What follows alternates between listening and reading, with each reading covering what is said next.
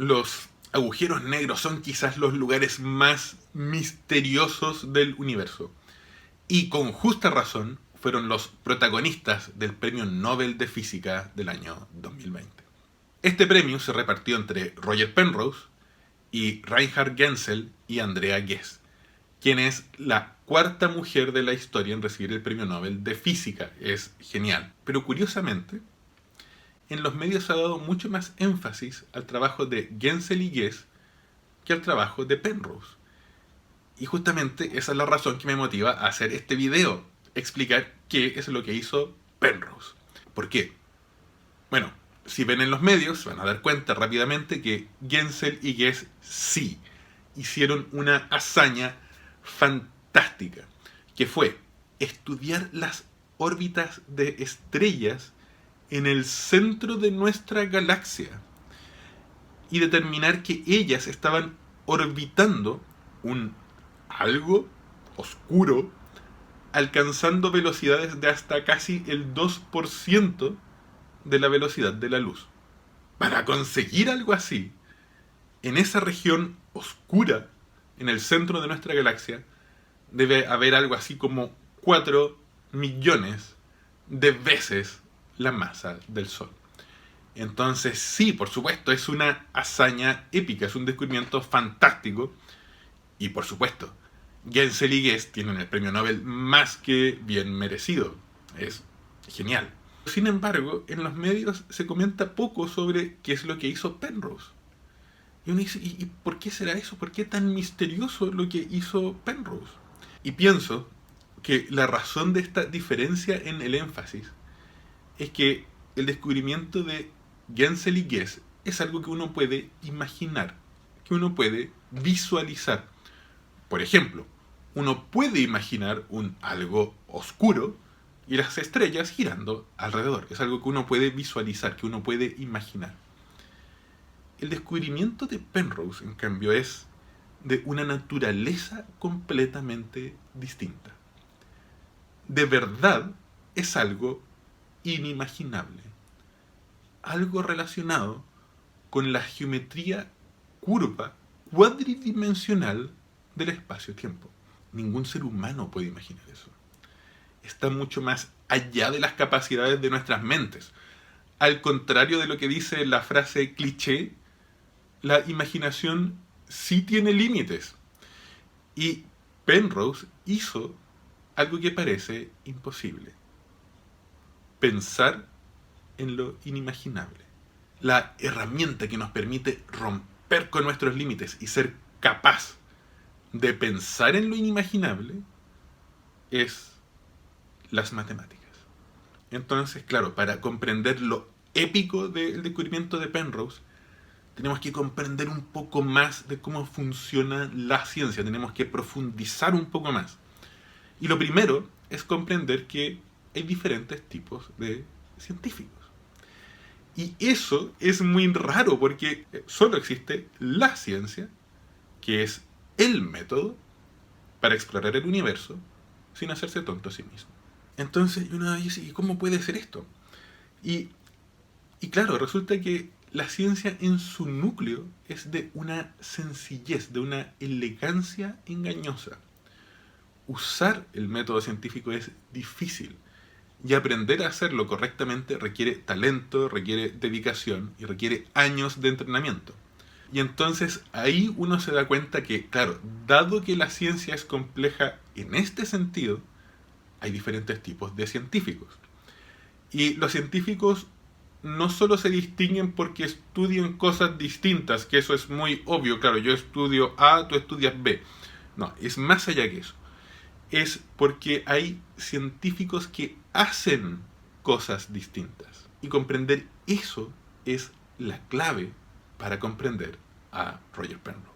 Desde hace siglos al menos se ejemplifica a la ciencia y en particular a la física como un árbol gigantesco. Por ejemplo, acá hay una ilustración de Ramón Lull, un pensador de hace muchos siglos atrás, en los albores del método científico, que ya visualizaba la ciencia como un árbol. Voy a reciclar esa imagen, la vamos a simplificar pero la vamos a usar. Las raíces del árbol de la ciencia son teóricas. Exploran los aspectos más fundamentales, más misteriosos del universo. Se nutren del suelo fértil de las matemáticas y de la filosofía. Tiene mucho que ver con las matemáticas puras. Un físico teórico lo que hace es plantear hipótesis, crear hipótesis de sobre cómo funciona el universo en sus escalas más profundas. Su pregunta, lo que lo motiva es: ¿y por qué el universo es como es? ¿Cuáles son las leyes de la física? Su objetivo no es comprender un fenómeno en particular. Lo que busca es conocer las reglas del juego del universo, las leyes de la física. Científicos como Einstein, como Dirac o como Hawking eran físicos teóricos, por ejemplo. De la física teórica nace el tronco del árbol, la modelación y la fenomenología. El fenomenólogo no busca las leyes fundamentales que rigen el universo. Él busca saber, oye, ¿qué estará pasando en el corazón de Júpiter? O en el centro de un queque en el horno. Lo que hace este tipo de científico es construir un modelo aproximado de algo concreto. Su pregunta es: ¿y cómo uso yo las leyes de la física que ya conozco para describir X, algo que a mí me gusta? Su pregunta no es el por qué el universo es como es, sino que el cómo. Un científico de este tipo usa simulaciones computacionales, por ejemplo, para predecir desde cómo será el clima el día de mañana hasta qué órbitas seguirán los planetas del sistema solar. Hay un tercer tipo de científico, porque del tronco fenomenológico del árbol de la ciencia nace el follaje del árbol, la experimentación. El experimentalista no busca ni el por qué ni el cómo. Su pregunta es otra. Su pregunta es: oye, ¿y de verdad será así? El experimentalista es sobre todo escéptico. Su objetivo es ver si de verdad el universo se comporta tal como lo predicen los modelos creados por el fenomenólogo en el tronco del árbol de la física antes que él. Entonces, el experimentalista compara las predicciones de los modelos con la dura realidad, con la realidad cruda. Todas estas actividades son vitales, son complejas. Todas las partes del árbol de la física interactúan y se nutren entre sí. Se necesitan la una a la otra.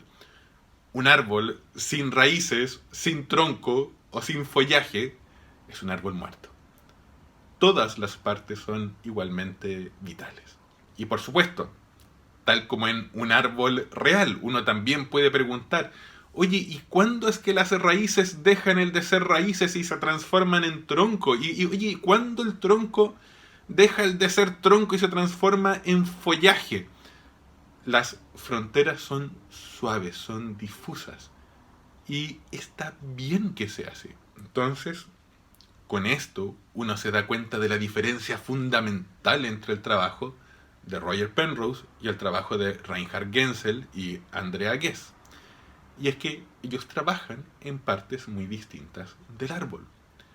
Penrose es un físico matemático teórico y Reinhard Genzel y Andrea Ghez trabajan en la parte de la fenomenología y sobre todo en la parte experimental, en la parte de la observación. Entonces, ahora que tenemos esa perspectiva, quiero contarles lo asombroso del trabajo de Penrose. Cómo su trabajo nos permitió pensar en lo inimaginable. Sin exagerar, el trabajo de Penrose elevó la física teórica al nivel del arte de las ideas.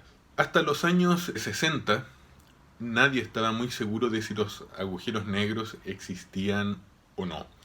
Lo que sucede es que las ecuaciones de Einstein describen el cómo se curva la geometría del espacio-tiempo bajo la influencia de la materia. Pero estas ecuaciones son increíblemente endemoniadas de resolver, y saber qué es lo que predicen en realidad es bastante difícil, es complejo. Después de bastante esfuerzo, los mismos físicos que crearon la bomba atómica pudieron predecir, a partir de las ecuaciones de Einstein, que si uno asume condiciones idealizadas muy simétricas, algo así como un universo completamente vacío, excepto por una esfera perfecta y continua de puntos, solo una esfera, más perfecta que la más perfecta de las esferas, y ni siquiera hecha de partículas reales, sino que de puntitos con masa. Entonces sí, de acuerdo a las ecuaciones de Einstein, esta esfera imaginaria caería sobre sí misma y formaría algo muy raro, una región del universo en donde la gravedad se sale completamente de control y ni siquiera la luz puede salir. Dentro de ella se formaría una singularidad en la geometría del espacio-tiempo, un lugar en donde incluso el tiempo encuentra su final. Pero nadie sabía si algo tan raro de verdad podía existir o era solo una anomalía matemática producida por asumir cosas que eran extremadamente irreales, por algo que era imposible, por asumir cosas como esferas perfectas hechas de puntitos de masa que no interactuaban entre sí, etcétera, etcétera. El problema no eran solo los agujeros negros.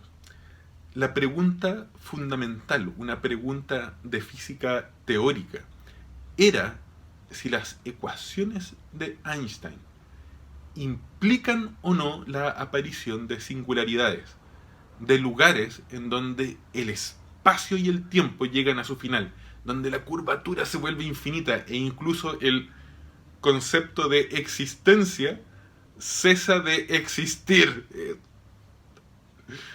Entonces, el problema no era modelar los detalles de una galaxia o de una estrella moribunda en particular, sino que el problema era comprender la naturaleza profunda de las leyes de la física. Era un problema netamente de física teórica, era un problema de comprender de verdad cómo eran las leyes que rigen el universo. Nadie sabía cómo resolver este problema. Los físicos soviéticos más brillantes de la época intentaron resolverlo. Y solo llegaron a la sospecha errónea de que tal vez estos monstruos de espacio-tiempo eran imposibles, que tal vez eran solo una anomalía de las matemáticas. Y en este punto de la historia, en los años 60, llega un matemático de 34 años, no un físico, un matemático llamado Roger Penrose, que decidió volcarse hacia la física teórica y al hacerlo revolucionó completamente nuestra comprensión del universo. Él empezó por crear las herramientas matemáticas que nos permitirían hacer lo que decía el poeta William Blake: sostener el infinito en la palma de la mano y la eternidad en una hora. Eran herramientas que nos permitían usar un esqueleto de rayos de luz para asir la geometría de un espacio-tiempo infinitamente extenso, o infinito hacia el pasado, o infinito hacia el futuro. Son herramientas matemáticas que de verdad ponen el infinito en la palma de tu mano. Suena alucinante. Y que hasta el día de hoy llamamos los diagramas conformales de Penrose. Y eso fue solo el comienzo. Penrose introdujo toda una rama de las matemáticas, la topología, en el estudio de la geometría del espacio y el tiempo. La topología es una forma revolucionaria de ver la geometría. es una especie de geometría sin detalles. Para ella, por ejemplo, un cubo y una esfera son lo mismo, pero una esfera y un tubo no lo son. Es el estudio de las propiedades geométricas que se preservan bajo estirar algo, bajo el doblar algo o torcerlo, pero sin cortarlo o pegarlo. Es la geometría de la plasticina en cierta forma. Usando estas ideas, Penrose pudo demostrar que una singularidad y un agujero negro se formarán en forma inevitable, de acuerdo a las ecuaciones de Einstein, una vez que en la geometría cuadridimensional nazca un fenómeno topológico llamado una superficie atrapada. No es algo que dependa de los detalles o de las simetrías. No importa si la superficie atrapada tiene forma esférica o si tiene forma de papa. Penrose demostró que, sea como sea, las ecuaciones de Einstein llevan a la formación de singularidades. Eso implica que los agujeros negros no son una rareza o una anomalía puramente matemática. Si la relatividad general de Einstein describía el universo, entonces las singularidades, cosas como los agujeros negros, debían existir. Pero eso no era todo.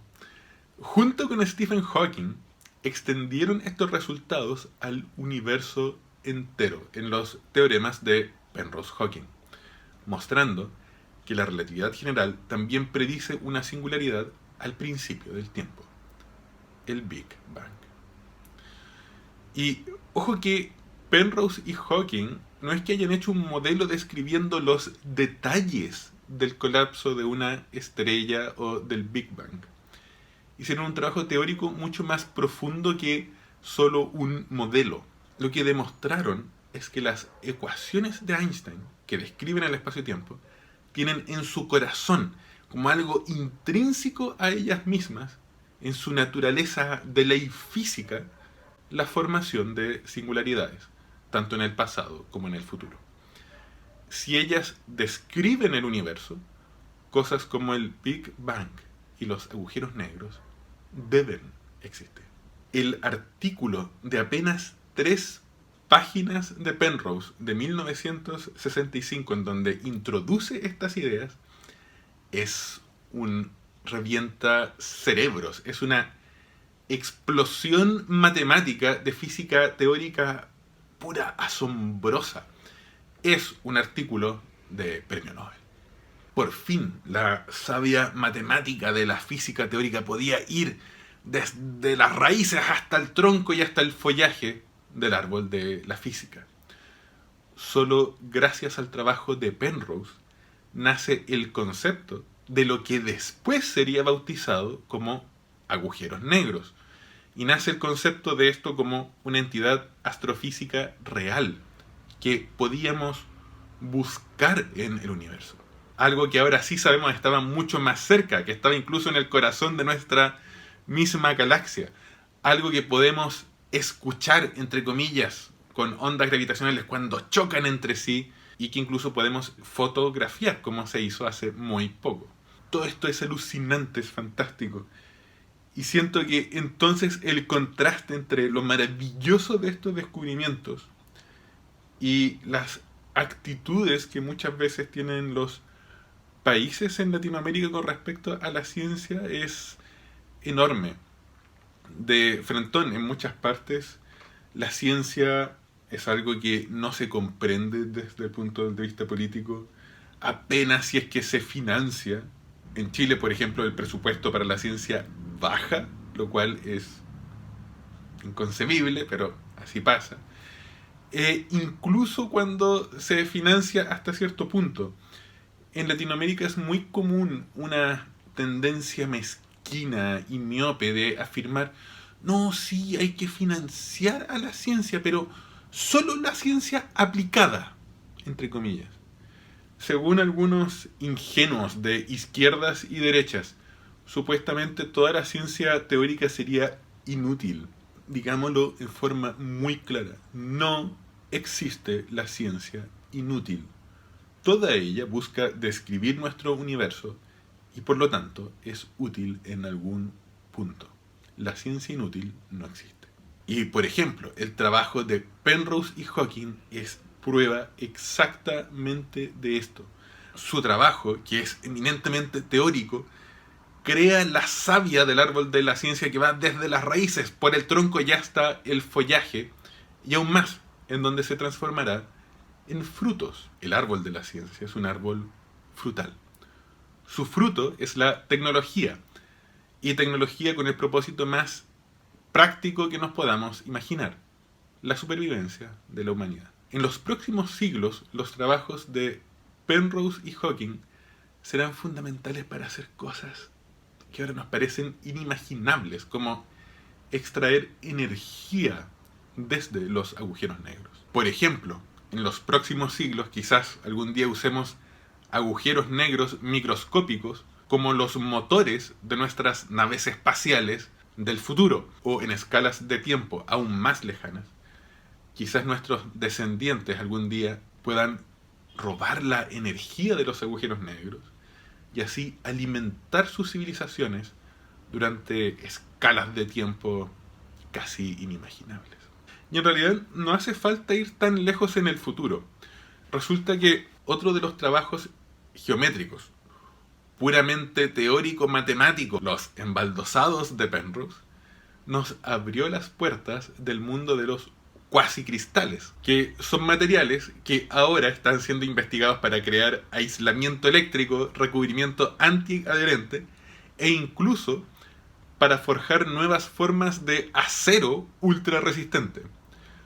Lo que hoy es física teórica, mañana se transforma en ingeniería de punta en el árbol de la ciencia. Es un solo árbol. Todo esto resalta la importancia extraordinaria de la física teórica. Y claro, y muestra a estos proponentes, no de solo hagamos ciencia aplicada, como lo que de verdad son. Gente miope, con una mentalidad subdesarrollada, que por alguna razón pierde todo sentido de la perspectiva y que se está poniendo un cartel en donde aclaran que no tienen ninguna idea de cómo funciona la ciencia. Y ojo, me parece súper importante hacer ciencia aplicada. Es muy importante cultivar todo el árbol de la ciencia y por supuesto recoger sus frutos. Y aún más, cada científico debería ser libre de escoger qué es lo que desea explorar. Pero quien propone que debemos realizar solo un tipo de ciencia a costa de desfinanciar o destruir otras áreas, es como el tonto que dice que solo hay que recoger fruta, pero no hay que regar las raíces del árbol. Más temprano que tarde se queda sin fruta y sin árbol. Obvio. Y todo esto es particularmente importante ahora, pues se avecina otra revolución explosiva en nuestra comprensión del universo. Y es una debida a las ondas gravitacionales. Ondas de geometría que se propagan a la velocidad de la luz. En los próximos 15 años se enviarán al espacio las máquinas más grandes y más delicadas de la historia humana. Detectores de ondas gravitacionales constituidos por naves espaciales danzando al unísono gracias a rayos láser de alta potencia, cubriendo distancias tan grandes como 7 veces el tamaño de la órbita entre la Tierra y la Luna. Son las máquinas más grandes que hayamos creado nunca. Este tipo de proyectos como LISA y otros aún más grandes hacia el futuro van a darnos la capacidad de detectar no solo ondas gravitacionales que se produzcan en el choque de agujeros negros, sino que también la capacidad de detectar ondas gravitacionales creadas en el Big Bang. Estas ondas gravitacionales llevan información única. Como en el árbol de la ciencia todas las partes interactúan entre sí, estos experimentos tienen el potencial de desencadenar una revolución en física teórica, la cual quizás nos lleve a descifrar el mayor de todos los enigmas del universo, el acertijo de gravedad cuántica. Si esto ocurre de esta forma, tiene el potencial de provocar un salto científico y tecnológico similar al que ocurrió desde el siglo XIX al siglo XX, cuando de pronto fuimos desde un mundo con carretas y telégrafos a un mundo con naves espaciales e internet. Entonces, claro, solo quienes desarrollen ahora la física teórica van a poder ser parte de esa revolución que se nos viene encima, ahora ya, el 2034, y ser parte de este mundo de los exploradores del futuro. Y es que la ciencia es lo más valioso que tenemos. Gracias a ella podemos sumergirnos en los misterios más profundos del universo. Gracias a ella podemos romper con los límites de nuestra imaginación, como hizo Penrose, y pensar en lo inimaginable y hacer real lo que parece imposible. Haremos todo eso y mucho más, porque como siempre digo, ciencia es magia que funciona.